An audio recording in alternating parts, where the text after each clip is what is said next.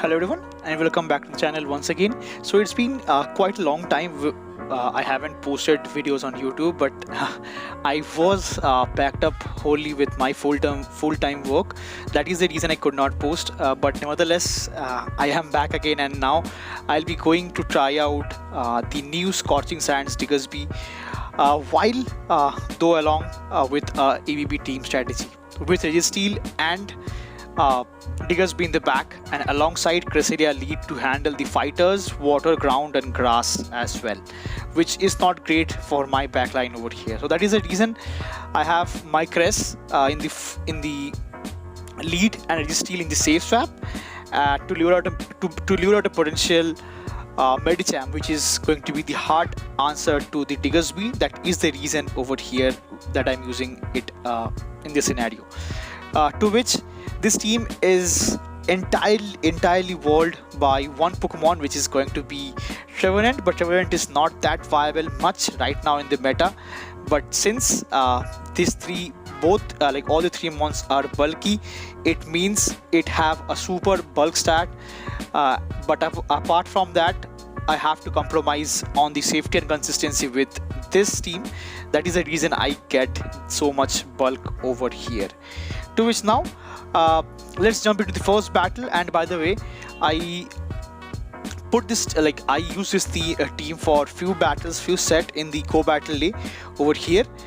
So picking up the first lead against the new Volt Switch Charjabug over here, which is actually buffed up again because X-Scissor got buffed this season, and now I will be taking in one X-Scissor, which is so good, right?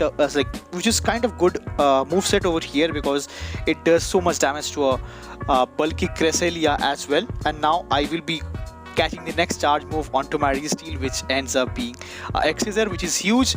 And now I lure out a potential Medicham, which is huge for me because Medicham will be a really hard answer to my Diggersby as well. But since Registeel is so bulky, it can tank this. It can tank these counters and power up punches. But now I can go for one Zap Cannon that does draw out the first shield from my opponent's end, which is like final shield from my opponent's end, which is huge because now they cannot farm me down with these counters and power up punch. But I suppose they are not running counter, they're actually running Psycho Cut, which is even better for me because counter would have taken much more damage. To which now I'll be going for the next Zap Cannon, which does deal a ton of damage, and now I can easily come back with my Cress and tank in the next power up punch as well, which does no damage. And nevertheless they comes back with their Charjabug right now, and now I'll be going for the next Moonblast.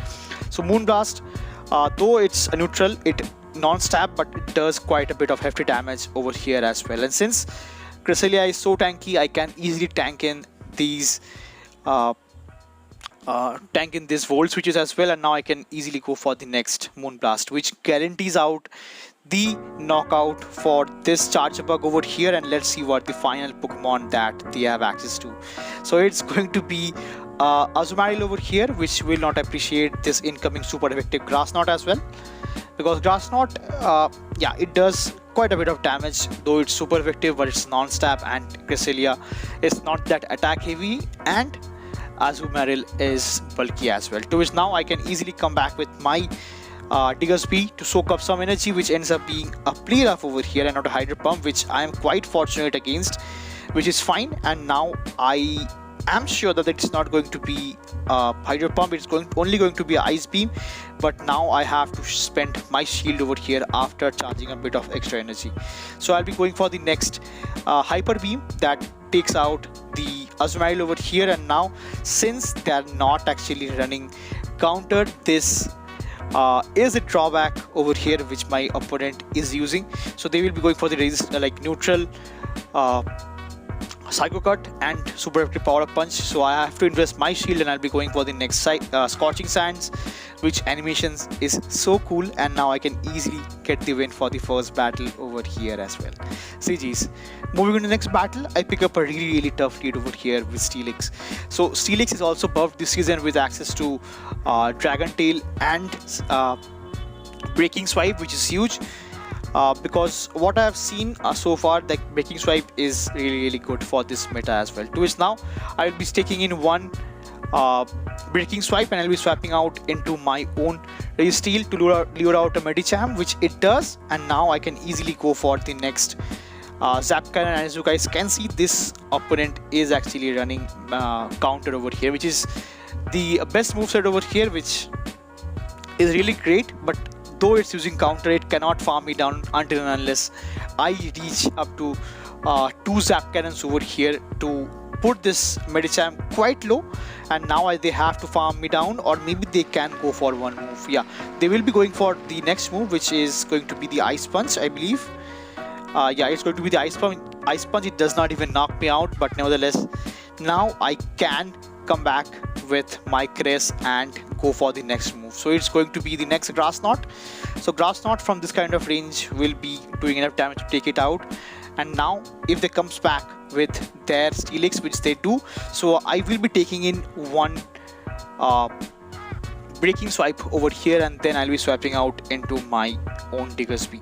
So Diggersby will be facing off over here with the final Pokemon of my opponent, which is going to be Serperior over here. So while I was battling with this team in the GoBattle League, I found out that people are actually running Serperior quite a lot, because access to Frenzy Plant or Grass Knot and Leaf Tornado alongside Aerial Ace buff is actually a good moveset over here as well, which I feel it's kind of great, because Serperior is on the bulkier side here as well, which is quite good. But nevertheless, it does not have a good matchup against few of the Flyers over here, and the Steel types as well, because it gets walled by Steels and Flyers over here. To which I'll be again swiping back into my own Cresselia over here, and I'll be going for the next Grass Knot once again. That deals neutral damage over here, but since it's non-stab, it does not hurt that much, and Steelix is again very defense rated also. To which now I believe I can I can survive one more Breaking Swipe, but that's not good news, because they will be farming me down with this with this Dragon Tails over here. To which now I'll be going for the next Scorching Sands onto the Steelix, but this game looks wrapped up, because they have a charge move ready for my Diggersby onto their Serperior, and it's going to be a Grass Knot that takes me out and gives the win for my opponent over here. So GG's, really well played. Moving to the next battle, I pick up a lead against Greninja over here, which is actually running I believe Night Slash with the legacy move of a Hydro Cannon and Water Shuriken over here.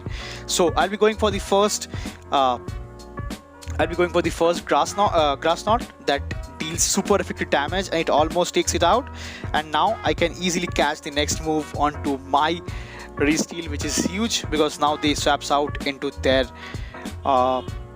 fighter over here, which is going to be a Blaziken. So Blaziken is actually good, also good against Diggersby, because it is having access to counters. But nevertheless, since I got one shield, I am happy to be I'm happy to take this shield advantage over here with my Cress and my Diggersby. So now I can let this next charge move go through, but it might be a Brave Bird, but they will be going for the bait of Blaze Kick, and now I can eventually shield up the next move, which is again going to be a Blaze Kick. But now I don't want my Crest to go down over here. So nevertheless, I'll be going for the next bait move of Grass Knot once again, and if they call it, which they do, I'm happy to come back with my Diggersby and get ahead on energy. That way I can easily farm them down with mud shots over here, and since their Greninja is quite low, I can again farm them down with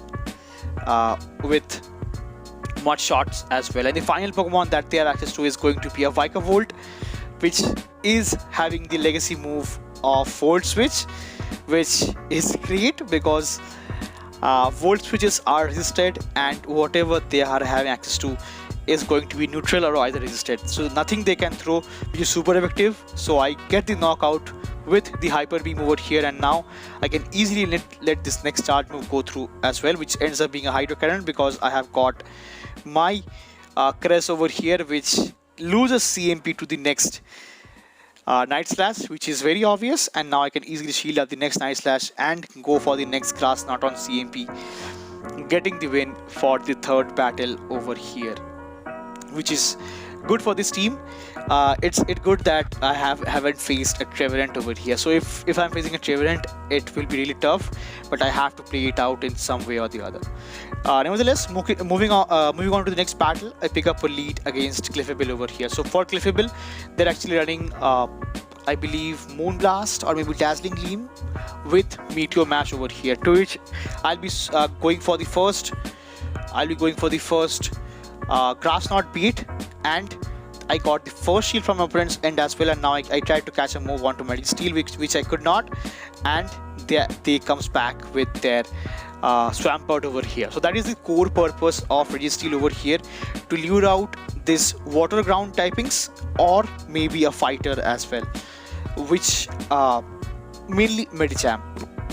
To which now I'll be going for the next the first shield from my end, because I was quite sure that I will be able to reach to the next Focus Blast just in time, but it does not take it out, which is huge, because that way they have to throw and I can eventually come back with my Diggersby and load up on energy, which is going to be helpful for whatever they are coming back in with. So I decided to come back with my own Cresselia over here to farm them down, which is fine, I guess, because now after taking one Hydro Cannon, I can easily switch back into my Diggersby to get a bit of farm down as well. And now the final Pokemon that they have got access to is going to be a Skarmory. So Skarmory is basically broken right now. It's actually useless, not broken, it's actually useless because of the debuff to Sky Attack.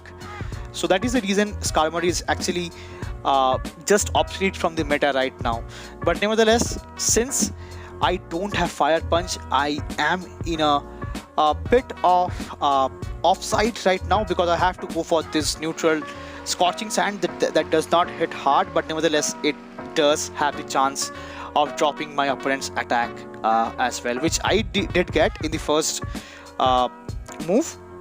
And now they cannot farm me down, or they cannot go for one move that takes me out, to which now they swaps back into their own Clefable, which is not usual for me, because they will be, which is not good for them, because they will be getting hit with a Hyper Beam that takes it out, and now they will be going for the next move onto my Cresselia over here. So Cresselia, I will respect this next Brave Bird or maybe a Sky Attack, which it was a Sky Attack, but now I'll be going for the next Moonblast that almost takes it out, but it's almost, so it does not take it out. It's actually left with 1 HP, so I can come back with my Diggersby, Mud Shot them down with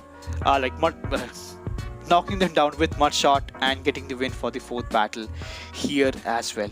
Moving on to the next battle, I pick up a lead which is neutral, but I resist all the charge moves over here from this defense Deoxys, to which they are actually letting Rock Slide, which does not hit very hard, but I am going for the next move of Grass Knot, because Grass Knot is the bait move over here, and it's quite energy efficient and it does hit for neutral damage, to which now I did a CMP tie over here onto this next move, which is again going to be a Rock Slide, and I'll be going to come back, I will be going for the next Moonblast over here. So Moonblast does hit a bit hard over here compared to Grass Knot, and now I will be staying up in this matchup, in this scenario, because if they want to knock me out, better be it, I will be staying up in this matchup, and they went for a Psycho Boost, which I survive, and I'll be going for the next Grass Knot over here. So Grass Knot does take out the defense Deoxys over here until unless shielded, and now I come back with my Registeel over here, to which they comes out with their Azumarill and they are not swapping out. So that means whatever they are having access in the back is actually weak to Registeel as well, to which I'll be going for the next Zap Cannon and they went for Ice Beam. So Ice Beam does not even do a tickle to a Registeel over here, which is so satisfying over here. And now this might be a Hydro Pump. So I'm not sure if I was counting this time, but they went for Ice Beam once again. Ice Beam is 5 bubbles, so I believe I was not counting. To which now I will be going for the next.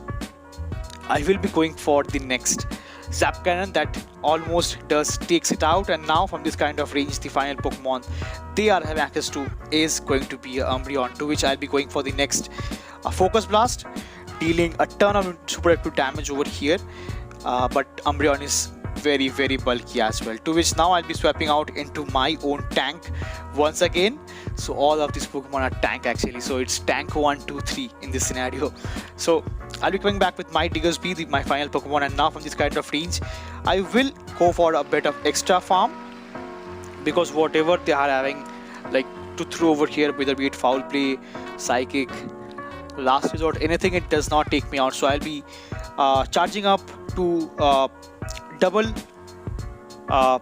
Scorching Sands. So I'll be going for the first Scorching Sand that takes out the Umbreon, and now I'll be going for the next Scorching Sands that does draw the final shield from my opponent's end, and now I can easily let this next charge move go through once again.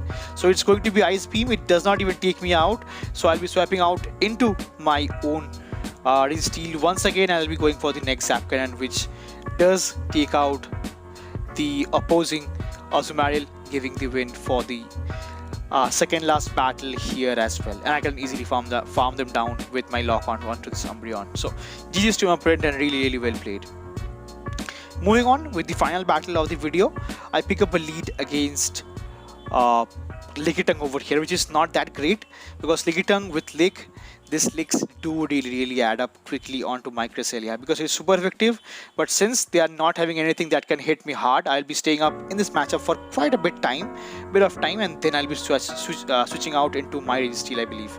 Yeah, I do switch out now, and now I'll be trying to come back, lure out a potential Medicham, which I do, and I'll be going for the next Zap Cannon, which is fine for me because they were quite late in switching out to a Medicham, and I do get the attack drop as well, which is huge, because even though they are running Power Up Punch, they cannot farm me down from this kind of range until unless they had to take one more Zap Cannon over here. So Ice Punch or Psychic does not take me out even from this kind of range, so I'll be going for the next Zap Cannon over here. So Zap Cannon is such a good move for Registeel, because whatever it is getting resisted against, it can go for neutral damage over here. To which now they farm me down with counters after letting this next charge move go through, and now I can easily come back with my Cress, and they switch out into their own Lickitung, which I believe I caught on the next Body Slam onto my Diggersby over here, which is huge, because now I can easily farm up a bit of extra energy, and then I immediately go for the Scorching Sands to hope to get to the attack drop, which I did not get this time, but I have to watch out for a potential Power Whip. So I might shield up this first, this next move, which ends up being a Power Whip, and now I can easily go up on extra energy farming, and now I'll be going for the next Scorching Sands that does draw out the final shield from my opponent's end, which is huge, because now I believe whatever they are having in the back is actually weak to Diggersby right now. So I let this next charge move go through as well, because I was quite sure that a Power Whip from Lickitung onto a bulky, healthy Diggersby won't take it out. So now I eventually do catch the next Ice Punch onto my own Cresselia over here, and the final Pokemon that they have access to is going to be a Shadow Gligar, which is really scary, because with Aerial Ace and Wing Attack, Gligar is top meta right now. So I'll be going for the first Grass Knot, and then the next Moonblast, which I believe takes out the Gligar because it's a Shadow variant. over here, and it does not even take it out, but nevertheless they have to throw energy right now. So which I believe is kind of fine, because I want them to throw the energy, and now I cannot farm them down with this mud shards over here, which is registered right now. So I'll be going for the next Scorching Sands that does take it out, and they don't have enough energy to go for the next Ice Punch, so I eventually go for the next Scorching Sands onto this Medicham that does take it out, eventually getting the win for the final battle of the video over here. So this team was fun, and though it's really bulky, it was time consuming in this GBL as well. So that will be all for this video. See you again in the next one. Till then, peace.